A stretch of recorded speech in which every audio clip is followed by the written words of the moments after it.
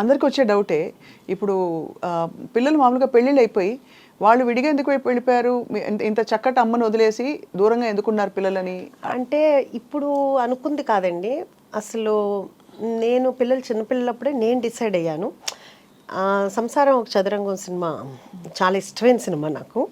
దాంట్లో సుహాసిని గారు చెప్తారు, రోజు ఇంట్లో ఉండి ఏదోటి అనుకునే కంటే కూడా వారానికి ఒకసారి అయినా కానీ కలుసుకుని హ్యాపీగా ఉందాం అందరూ అనేది. అది నా మైండ్లోకి ఎందుకో బాగా వెళ్ళింది.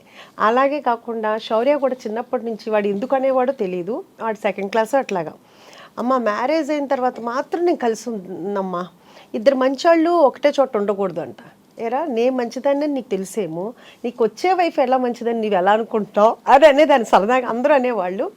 ఇంకా అలా ఫస్ట్ నుంచి ఫిక్స్డే కాబట్టి మ్యారేజ్ అవ్వగానే సెపరేట్, అంతకు మించి వేరే ఏమీ లేదు, ఏముండదు. ఆఫ్ కోర్స్ అది చాలా కామన్ గా జరుగుతున్నది, మంచిది కూడా. కానీ మీరంతా చక్కగా గలగలగలా అని ఉన్నారు. మామూలుగా ఎక్కువ మాట్లాడరు, కొంచెం సీరియస్ గా ఉండేవాళ్ళంటే కొంచెం విడిగా ఉండడానికి ఇష్టపడతారు అనుకోవచ్చు. కానీ అదే అందుకే డౌట్ వచ్చి అడిగాను. అంటే గలగల మాట్లాడే వాళ్ళతో ప్రాబ్లం అండి, అది కూడా కదా గవాలన. అయితే నేను జాగ్రత్త పడాలన్నమాట.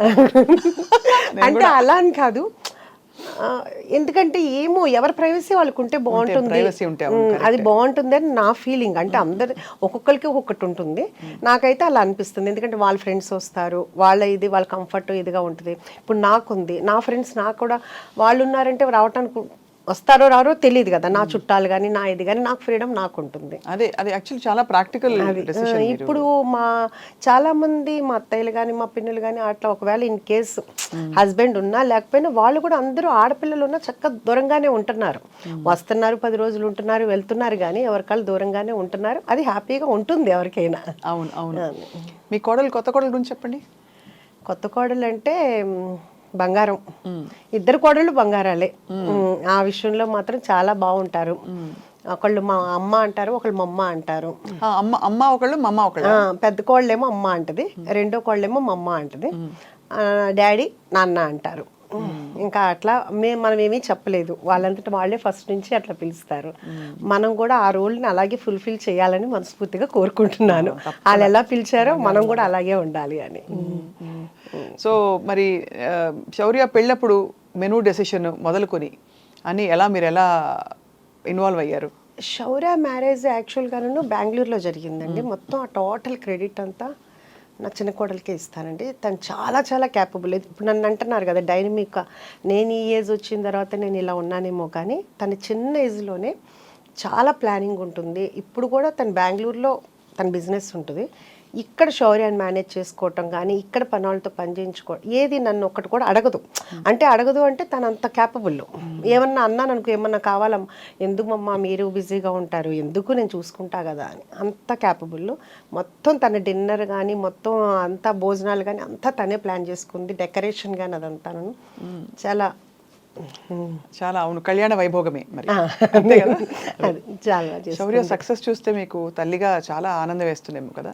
అది ఎవరికైనా ఉండేదే కదండి. అంటే అందులో తెరపై ఇది అన్యూజువల్ ప్రొఫెషన్.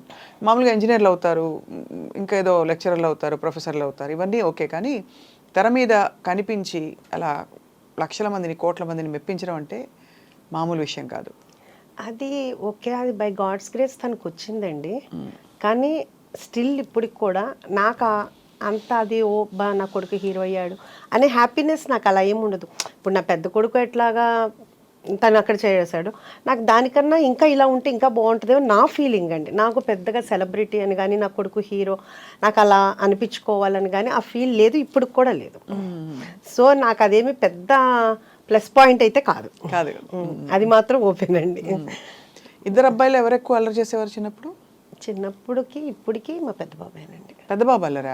శౌర్య చూడడానికి అల్లరిగా కనిపిస్తారు, మీ పెద్ద అమ్మాయిని చూడలేదు కాబట్టి మేము చెప్పలేకపోతున్నాం. శౌర్య చాలా డీసెంట్ అండ్ కామ్ అండి, చాలా. తన వలన ఎవరు ఇబ్బంది పడరు.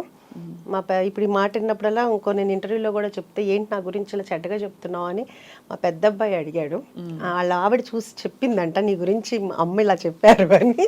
ఉన్నదే కదరా చెప్పాను అన్న. ఇప్పుడు వాళ్ళ అమ్మాయి కూడా డిట్టో వాడిని ప్రింట్ ఉంది ఇప్పుడు, అంతే కోపం అంతే. శౌర్య అంటే మనవరాలు మీకు ఇంకా నాకు అసలు ఇందాకదే ఒక టప్ అని ఎలా అయిందనమాట, తల తిరిగింది, దిమ్మ తిరిగింది. ఇప్పుడు మనవరాలు అంటుంటే అయ్యో 1 year అయిపోయిందండి పాపకి మొన్నే నవంబర్లో. సో మీరు నాయనమ్మ అయ్యారు, నాయనమ్మ అయ్యి. బట్ అమేజింగ్ అండి నిజంగా. అసలు అంటే the kind of passion you have to pursue and to do so many things. అది కదా ఇది ఒక్కటే ఏంటంటే ఇంతలో ఏంటంటే దాన్ని మిస్ అవుతున్నాం. ఇంకా అంతకు మించి వేరే ఏం కాదు. ఇది చాలా ఎంజాయ్ చేస్తున్నాను.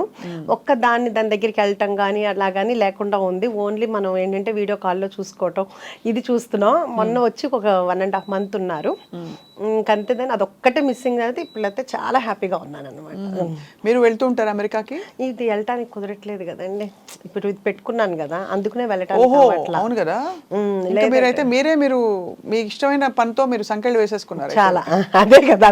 లేకపోతే అక్కడ బ్రాంచ్ పట్టడానికి వెళ్ళాలి కదా మరి. అంటే అక్కడ కూడా ఉందండి, ఇప్పుడు కాదు. ఆఫ్టర్ 1 year 2 years తర్వాత మాత్రం ప్లానింగ్. తప్పకుండా అక్కడ అయితే ఆల్రెడీ కనిపిస్తుంది. ఎందుకంటే అక్కడ తెలుగు వాళ్ళు, మన ఇండియన్ ఫుడ్ ఇష్టపడే వాళ్ళు, తెలుగు భోజనాలు. ఇంతకీ మనకి యుఎస్ నుంచి డైలీ ఒక 20-25 members వస్తారండి. ఓహో ఎలాగా?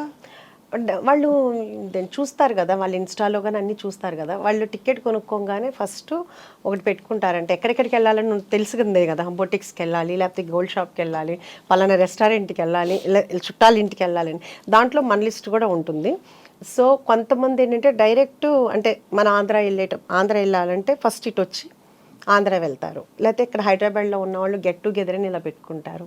చాలా అసలు రోజు 20 డిఫరెంట్ డల్లాస్ అంటారు, ఆస్టిన్ అంటారు, నార్త్ కొరియా అంటారు, శాన్ ఫ్రాన్సిస్కో, ఒకటి కాదండి, ఆస్ట్రేలియా, దుబాయ్. అసలు ఇక్కడ కాదు అక్కడ ఎవరి కాళ్ళు ఏంటంటే మా దగ్గర పెట్టండి అంటారు. వాళ్ళ అభిమానం అనమాట. ఎవరి కాళ్ళు మా దగ్గర పెట్టండి అంటున్నారు. డల్లాస్ అయితే కనుక బాగా ఎక్కువగా వస్తుంటారండి. తెలుగువారు ఎక్కువ ఉన్నారు కాబట్టి అక్కడ. ఇప్పుడు ఈ రెస్టారెంట్ డిజైన్ చేసినప్పుడు ఎలాంటి వంటకాలు పెట్టాలి, ఏం చేయాలి అని రిసెర్చ్ చేశారా మీరు, లేకపోతే మీ అంతటా మీరే ఒక గట్ ఫీలింగ్తో పెట్టేశారా?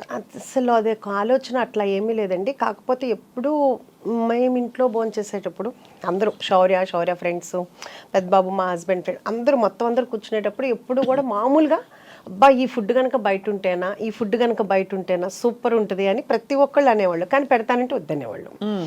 అలా ఫస్ట్ నుంచి ఇంట్లో నేను వండుకునే వంటలే ఇప్పుడు మన రెస్టారెంట్లో ఉన్నాయి. ఫస్ట్ థాలీ పెట్టానండి.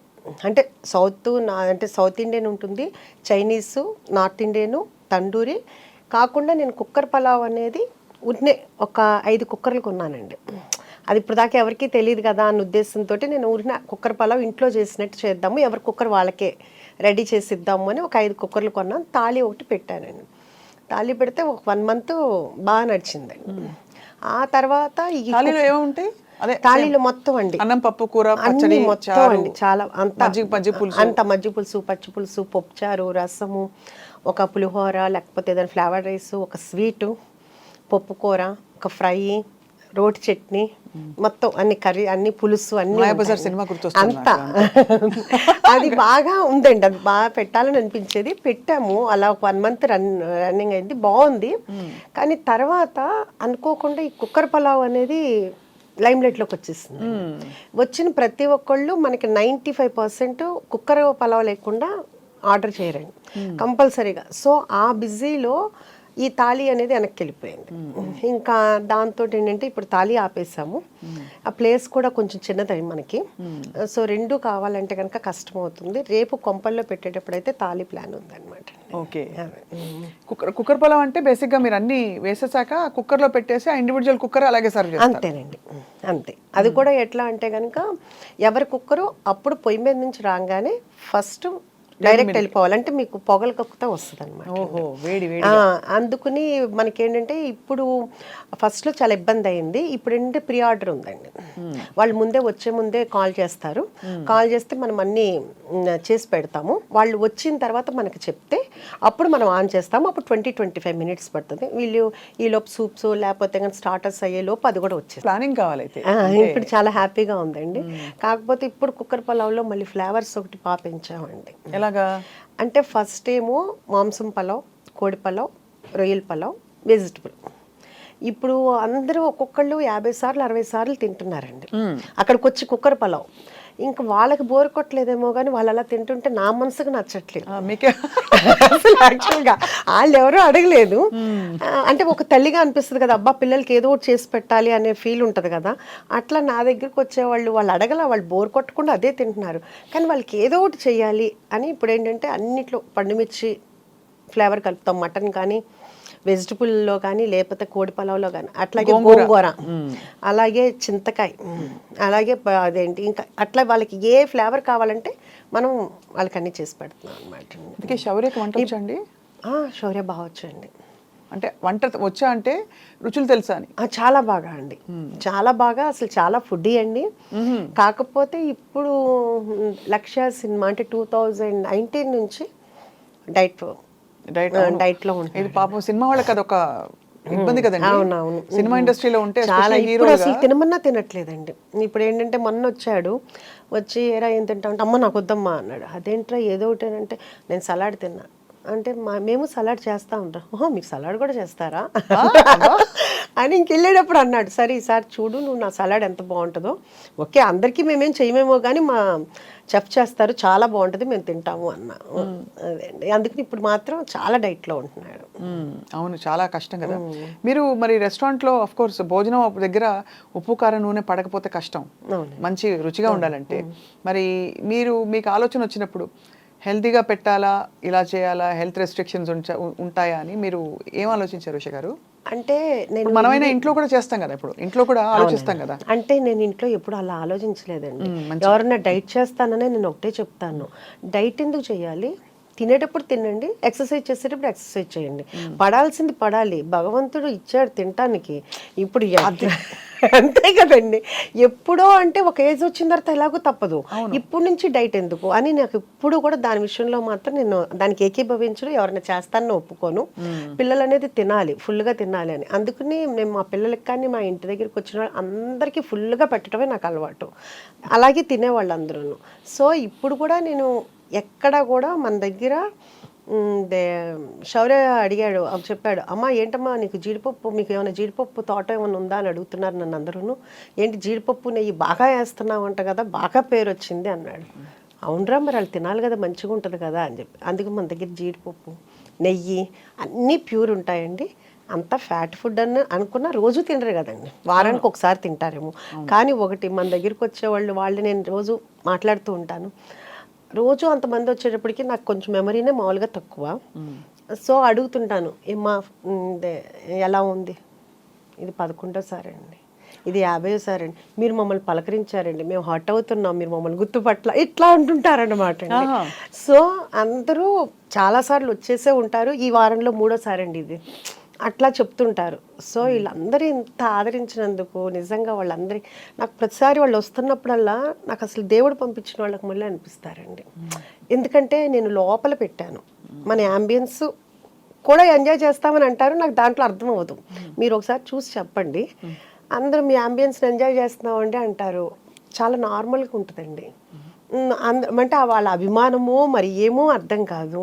అట్లా నాకు ప్రతి ఒక్కళ్ళు కూడా నా ఫ్యామిలీలాగా అనిపిస్తారు. వాళ్ళు కూడా ఏంటంటే నేను వెళ్ళంగానే వాళ్ళు చాలా సంతోషంగా నాతో మాట్లాడతారు, మీకోసమే వచ్చామండి, మీ యూట్యూబ్ చూసాము, మీ ఇంటర్వ్యూ చూసాము అని అంత అభిమానంగా వస్తుంటే వాళ్ళందరినీ అసలు ఇప్పుడు నా పిల్లలు కొంచెం దూరంగా ఉన్నా కానీ అది మర్చిపోతున్నాను అనమాట.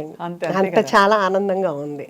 మీరే స్టార్ అయిపోయారు ఇప్పుడు. అలా ఏం లేదులేండి, అలా అభిమానం అండి. నేను ఇది ముఖస్తుతికి చెప్పట్లేదండి, బికాస్ ఒకటి మీరు మీ చక్కగా చిరునవ్వుతో మీరు ఎంత విల్లింగ్గా హ్యాపీగా పంచుకుంటున్నారు మీ విశేషాలు, అలాగే మీ భోజనం పెట్టే తీరు కూడా అర్థమైపోయింది, మీరు ఎంత మనస్ఫూర్తిగా పెడతారు.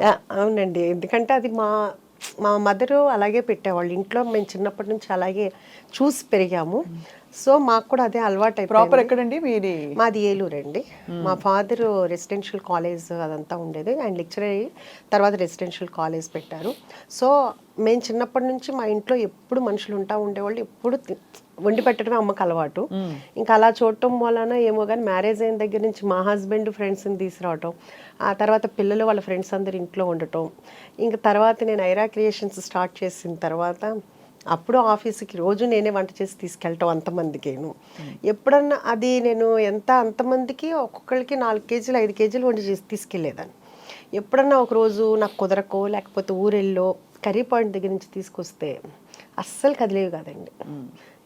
ఏంటి తినలేదు అంటే మాకు నచ్చలేదు మేడం అంటే వాళ్ళు ఏంటంటే వాళ్ళు ఇంట్లో ఫైట్ చేసినట్టు మీరు వండితేనే మేము తింటాం అనేటట్టు ఉండేవాళ్ళు ఎవరికండి. అందుకని రోజు వంట చేసి తీసుకెళ్ళేదాన్ని. షూటింగ్ కూడా నేనే మీరే తీసుకెళ్ళేవాళ్ళు మొత్తం.